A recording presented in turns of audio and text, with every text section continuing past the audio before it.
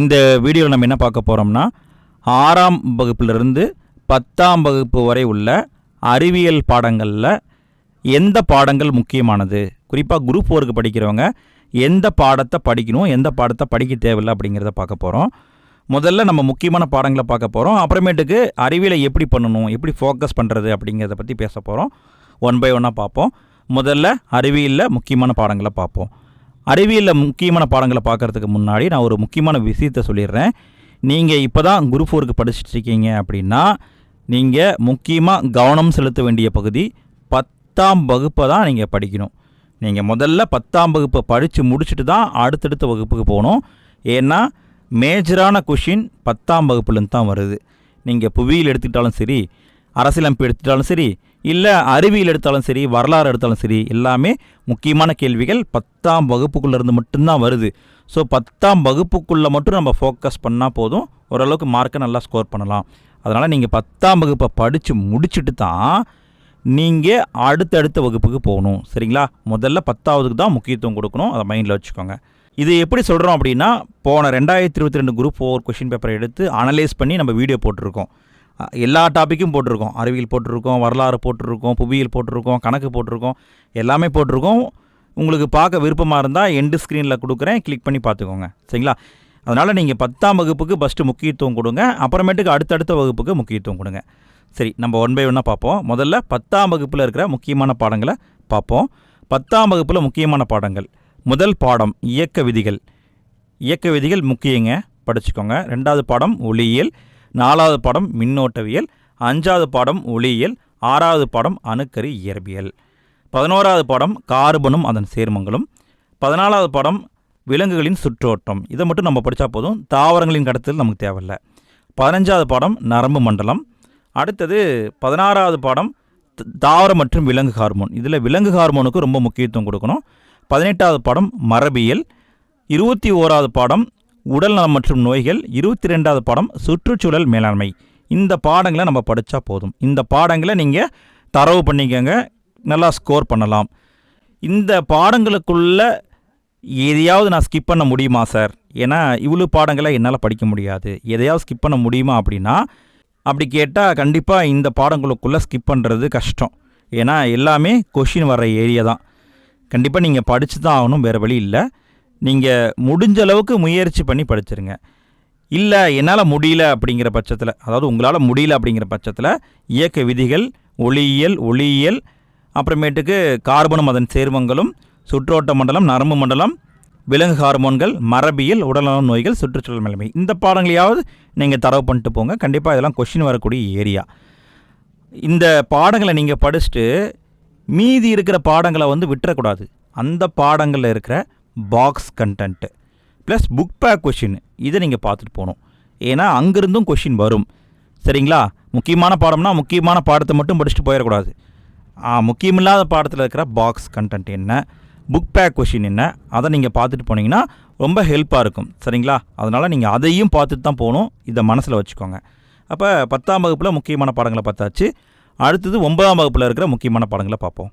9ஆம் வகுப்பில் முக்கியமான பாடங்கள் அளவீடு, மின்னோட்டமும், காந்தவியல், ஒளி, வெப்பம், ஒளி, அண்டம், அமிலம், காரம், உப்பு, கார்பனும் அதன் சேர்மங்களும், ஊட்டச்சத்து மற்றும் ஆரோக்கியம், பயன்பாட்டு வேதியியல், இதெல்லாம் முக்கியமான பாடங்கள்.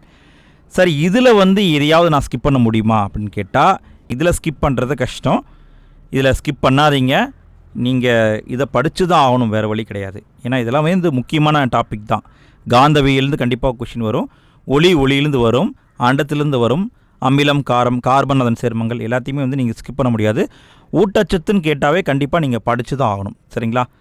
நீங்கள் படிக்கிற மாதிரி இருந்தால் முக்கியமான டாபிக்னால் கார்பனும் அதன் சேர்மங்களும் ரொம்ப குழப்பம். பட் அங்கேருந்து கொஷின் வருது. அமிலம், காரத்துலேருந்து கொஷின் வருது. கண்டிப்பாக நீங்கள் படித்து தான் ஆகணும். ஊட்டச்சத்து, நோய், இதை பற்றி கேட்டாங்கன்னா கண்டிப்பாக கொஷின் வரும். அதை நீங்கள் படித்து தான் ஆகணும். வெளிச்சம், ஒளி, சவுண்டு, ஒளி, அண்டம், இதெல்லாம் நீங்கள் படித்து தான் ஆகணும். காந்தத்தை படித்து தான் ஆகணும். இதெல்லாம் நீங்கள் ஸ்கிப் பண்ணவே கூடாது. இதையாவது நீங்கள் தரவாக படித்து தான் போகணும்.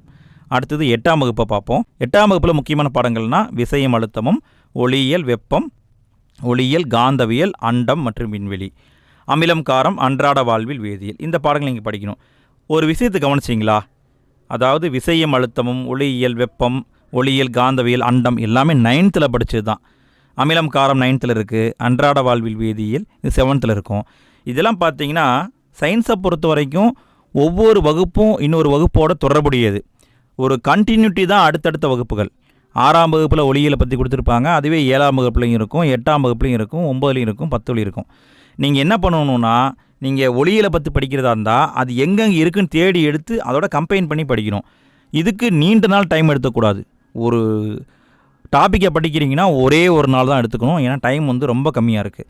ஸோ நீங்கள் இப்படி கம்பைன் பண்ணி படிச்சிங்கன்னா உங்களுக்கு டைமும் மிச்சம், ப்ளஸ் வந்து நீங்கள் நல்லாவே தெளிவாக படிச்சுக்கலாம். சரிங்களா?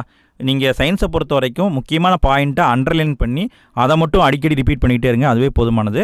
Plus box content, book back question இதை பார்த்தீங்கன்னாவே போதுமானது. தமிழ் மாதிரி டீப்பாக படிச்சுட்டு இருக்காதீங்க, அது தப்பு. நீங்கள் முக்கியமான பாயிண்ட்டை அண்டர்லைன் பண்ணிக்கோங்க. Plus box content plus book back question இதை 3 பார்த்தாவே போதுமானது. சரிங்களா? அடுத்தது 7th பார்ப்போம். 7th பொறுத்த வரைக்கும் பருவமாக இருக்கும். இதில் முதல் பருவத்தில் விசையும் இயக்கமும் உடல்நலமும் சுகாதாரமும் இந்த 2ஐயும் டீப்பாக படிச்சிட்டிங்கன்னா போதும். இந்த 2மே மோஸ்ட் இம்பார்ட்டண்ட்டு. சரிங்களா? 7th 2ஆம் பருவத்தில் மின்னோட்டவியல் செல் உயிரியல் இந்த 2 பாடங்களும் மிக மிக இம்பார்ட்டண்ட்டு, படிச்சிருங்க. 7ஆம் வகுப்பு 3ஆம் பருவத்தில் ஒளியியல் அண்டம் மற்றும் விண்வெளி பலப்படி வேதியியல் அன்றாட வாழ்வில் வேதியியல் இந்த 4 பாடமும் மோஸ்ட் இம்பார்ட்டண்ட்டு, நீங்கள் கண்டிப்பாக படிச்சு தான் ஆகணும். 6ஆம் வகுப்பு முதல் பருவத்தில் உடல்நலம் மற்றும் சுகாதாரம் இதை நீங்கள் கண்டிப்பாக படிச்சாகணும். கண்டிப்பாக கொஷின் வரும். 6ஆம் வகுப்பு 2ஆம் பருவத்தில் செல் மனித உறுப்பு மண்டலங்கள் மிக மிக முக்கியமானது, கண்டிப்பாக நீங்கள் படிச்சு தான் ஆகணும். 6ஆம் வகுப்பு 3ஆம் பருவத்தில் காந்தவியல் அன்றாட வாழ்வில் வேதியியல் இதை நீங்கள் தரவாக படிச்சு தான் ஆகணும். 6ஆவது பொறுத்த வரைக்கும் பேசிக்காக தான் இருக்கும். சும்மா ஓரலாக முடிஞ்சால் பொட்டிட்டு போயிருங்க, அது உங்களுக்கு சப்போர்ட்டிவாக இருக்கும். சயின்ஸு அப்படிங்கிறது பொதுவாக தெரிஞ்சுக்கிறது தாங்க, படிக்கிறது கிடையாது, தெரிஞ்சுக்கிறது தான். அதாவது ரத்தத்தில் இந்தந்த டைப்பாக இருக்கா, ரத்தத்தில் இப்படியெல்லாம் இருக்கா, ரத்தம் இப்படிலாம் ஃபங்க்ஷன் ஆகுதா அப்படிங்கிறத நம்ம தெரிஞ்சுக்க போகிறோம், அவ்வளோதான். அப்படி தெரிஞ்சுக்கிற மாதிரி நினச்சி படித்தா ரொம்ப ஈஸியாக சயின்ஸை படிச்சிடலாம். சயின்ஸை படிக்கிறோம் அப்படின்னு படித்தா கண்டிப்பாக படிக்க முடியாது. சரிங்களா? நீங்கள் சயின்ஸை பற்றி படிக்கிறதா இருந்தால் நீங்கள் தெரிஞ்சுக்க போகிறீங்க, எந்தளவுக்கு புரிஞ்சுக்கிறீங்களோ அதுதான் முக்கியம். அப்படி புரிஞ்சு படிச்சிங்கன்னா சயின்ஸ் என்றைக்குமே வந்து மறக்காது.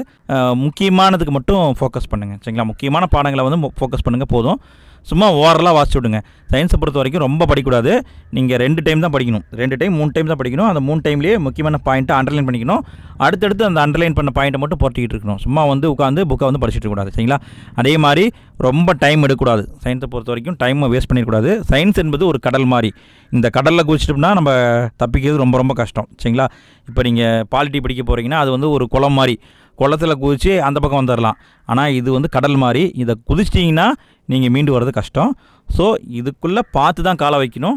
மிக முக்கியமான பாடங்களை மட்டும் படிச்சுட்டு புக் பேக் கொஷினை பார்த்துட்டு பாக்ஸ் கண்டென்ட் பார்த்துட்டு போயிடணும். இல்லை சார் எனக்கு இதை படிக்கவே டைம் இல்லை அப்படின்னாலும் நோ ப்ராப்ளம்.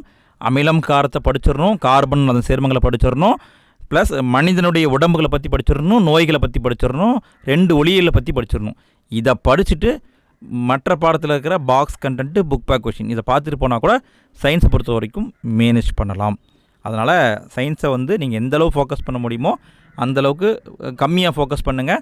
ப்ளஸ் உங்களால் முடிஞ்சதுன்னா எல்லாத்தையுமே கவர் பண்ணிடுங்க. சரிங்களா? சயின்ஸை பொறுத்த வரைக்கும் எப்படி பார்த்தாலும் ஒரு 10 கொஷின் 5 கொஷின் தான் வரும், அதை தாண்டி வரது வாய்ப்பு இல்லை.